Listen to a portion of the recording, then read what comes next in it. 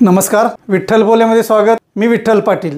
कोल्हापूरचे खासदार शाहू महाराज हे अत्यंत संयमी, निगर्वी आणि पुरोगामी असं व्यक्तिमत्व आहे। खरं तर त्यांना अधूनमधून राजकारणाचे वेध लागायचे, पण जेव्हा राजकीय हालचाली व्हायच्या, राजकारण जातीय पातळीवर जात आहे असं दिसायचं, त्यावेळी मात्र ते विचार करायचे आणि आहे त्याच क्षणी निर्णय बदलायचे। 1995 पासून 2024 पर्यंतच्या 3-4 निवडणुकांमध्ये तरी असा त्यांचा विचार दिसून आला, पण त्यांना निवडणूक रिंगणात उतरवण्यासाठी काही जण इच्छुक असायचे, जे त्यांच्याबरोबर असतात ते किंवा राजकीय पक्षांचे नेते सुद्धा। कारण कोल्हापूरचं करवीर संस्थान हे राजर्षी छत्रपती शाहू महाराजांचं संस्थान आणि पुरोगामी संस्थान म्हणून ओळखलं जातं। ज्या राजानं आरक्षणाचा पाया घालून दिला, त्याच राजर्षी छत्रपती शाहू महाराजांचे हे वारसदार आजचे शाहू महाराज। शाहू छत्रपती हे जेव्हा लोकसभेच्या रिंगणात उतरणार म्हटल्यावर अनेकांच्या भुवया उंचावल्या। 2024च्या लोकसभा निवडणुकीमध्ये त्यांनी आपण उतरणार असल्याचे संकेत द्यायला सुरुवात केली आणि अर्थातच महाविकास आघाडीनं त्यांच्यावर नजर ठेवली या अर्थाने म्हणावं लागेल की महाविकास आघाडी म्हणजेच राष्ट्रीय काँग्रेस आणि शरद पवारांची राष्ट्रवादी काँग्रेस यांना माहिती होतं की शाहू महाराज हे पुरोगामी विचारसरणीचे आहेत आणि ते जातीयवादी पक्षांबरोबर जाण्याऐवजी निश्चितच पुरोगामी विचारसरणीच्या पक्षांबरोबर राहतील आणि त्या पक्षाकडून निवडणूक लढवतील। हे जेव्हा या दोन्ही पक्षांना हेरलं, अर्थातच काँग्रेसनं थेट शाहू महाराज यांच्याशी विचारविनिमय करून त्यांची कोल्हापूर मतदारसंघातून उमेदवारी जाहीर केली। कोल्हापूर लोकसभा मतदारसंघातून शाहू महाराजांची उमेदवारी जाहीर होतात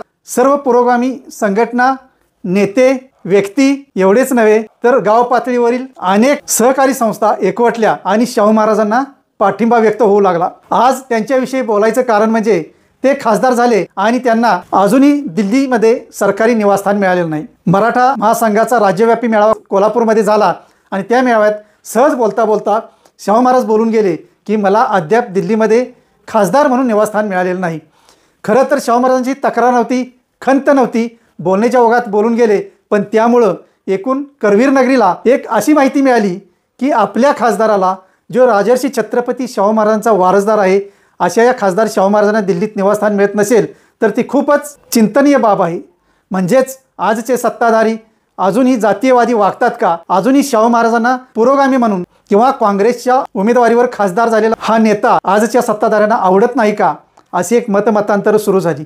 खरं तर याबाबत कुठेही जाहीर वाच्यता अजून तरी झालेली नाही। शाहू महाराजांनी स्पष्ट केलेलं आहे की मी याबद्दल तक्रार करत नाही किंवा खंतही व्यक्त करत नाही, बोलण्याच्या ओघात मी ते सांगून गेलो। म्हणजेच शाहू महाराजांचा संयमी स्वभाव दिसून येतो।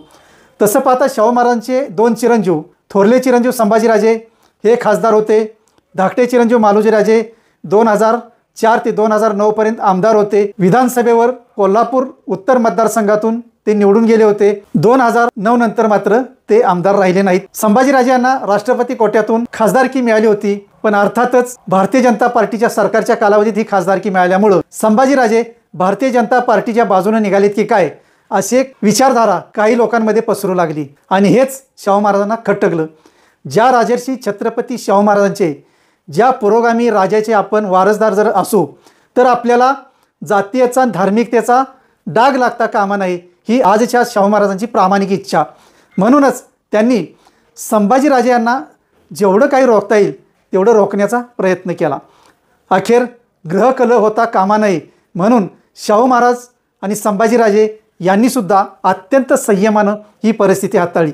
खरं तर 2024ला महायुतीकडून संभाजीराजेच मैदानात उतरत आहेत की काय, अशी एक परिस्थिती होती, पण ती परिस्थिती येण्या अगोदरच पुरोगामी विचारसरणीच्या या शाहू महाराजांनी थेट आपलीच उमेदवारी जाहीर केली आणि सर्व वातावरण शांत झालं। खरं तर शाहू महाराजांना यातून एकच दाखवायचं होतं की कोल्हापूरची गादी पुरोगामी विचारसरणीची होती आणि आजसुद्धा ती पुरोगामी विचारसरणीचीच आहे। म्हणून कोल्हापूर संस्थानकडं अजूनसुद्धा कोणीही जातीयतेच्या नजरेतून पाहू नये, हाच एक संकेत शाहू महाराज आणि त्यांच्याबरोबरच्या सहकार्यांना द्यायचा होता।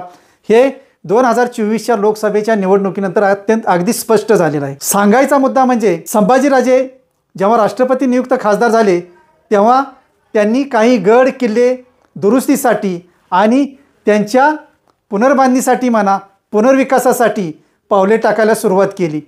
त्या दृष्टीने केंद्र सरकारनं त्यांच्यावर एक जबाबदारी सुद्धा सोपवली। गड किल्ल्याच्या पुनर्विकासासाठी प्राधिकरणाशी समकक्ष अशी एक संस्था निर्माण करून त्याची जबाबदारी संभाजीराजेंकडे दिली।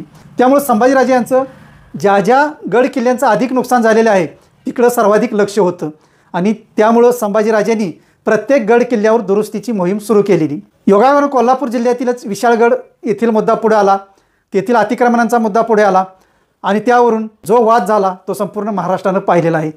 संभाजीराजे निमित्त ठरले, पण दुसऱ्या काही विचारसरणीनं तिथं जी नासधूस केली, तिथं जे नुकसान केलं ते खासदार शाहू महाराजांना पटलं नाही, त्यांच्या सोबतच्यांना पटलं नाही।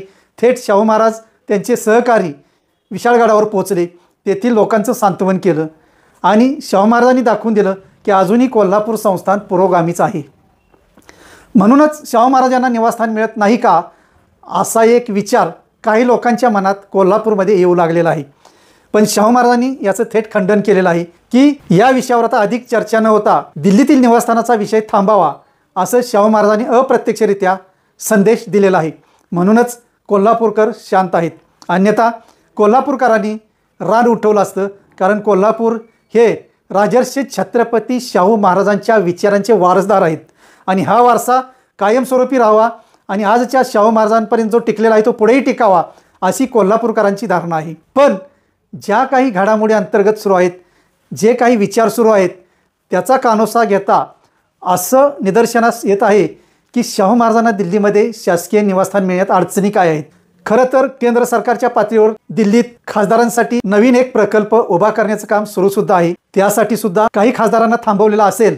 पण कोल्हापूरकरांच्या मते ज्या करवीर संस्थांच्या राजाचे वारसदार आहेत त्यांच्या बाबतीत असा प्रकार घडू नये, त्यांना तातडीनं निवासस्थान मिळावं। दिल्लीतील महाराष्ट्र सदनात जरी त्यांची चांगल्या प्रकारे व्यवस्था केली असेल, त्यांच्यासाठी तिथे खास निवासासाठी मोठा परिसर दिलेला असेल, तरी अखेर ते विश्रांतीगृह आहे। महाराष्ट्रातून जाणाऱ्या लोकप्रतिनिधी असतील किंवा संस्था व्यक्ती असतील यांच्यासाठी ते विश्रांतीगृह म्हणून आहे, तर आमच्या खासदारानं त्या विश्रांतीगृहात थांबावं का हा एक मुद्दा येतो। म्हणून शाहू महाराजांना तातडीनं निवासस्थान देण्याची व्यवस्था करावी असे कोल्हापुरातील काही तटस्थ म्हणा किंवा राजर्षी छत्रपती शाहू महाराजांच्या घराण्यावर वाड्यावर प्रेम करणारे म्हणा यांची अपेक्षा आहे। अर्थात ती अपेक्षा लवकरच पूर्ण व्हावी हे पुरोगामित्व कोल्हापूरकरांनी टिकवून ठेवलेलं आहे आणि त्यासाठी म्हणून कोल्हापूरकरांची अस्मिता म्हणून एक शाहू महाराज यांच्याकडं पाहिलं जातं। खासदार शाहू महाराज, त्यांचे चिरंजीव संभाजीराजे, दुसरे चिरंजीव मालोजीराजे या तिघांनीही राजकारणाचा आमदार खासदार पदाचा अनुभव घेतलेला आहे। आता तसं पाहता त्यांच्या काही इच्छा अपुऱ्या असतील असं आजच्या घडीला तरी दिसून येत नाही। पण शाहू महाराजांनी एक मात्र यातून स्पष्ट संकेत दिले की कोल्हापूरचं राजघराणं हे राजर्षी छत्रपती शाहू महाराजांच्या विचारावरच चालणार आहे, पुरोगामी म्हणूनच राहणार आहे।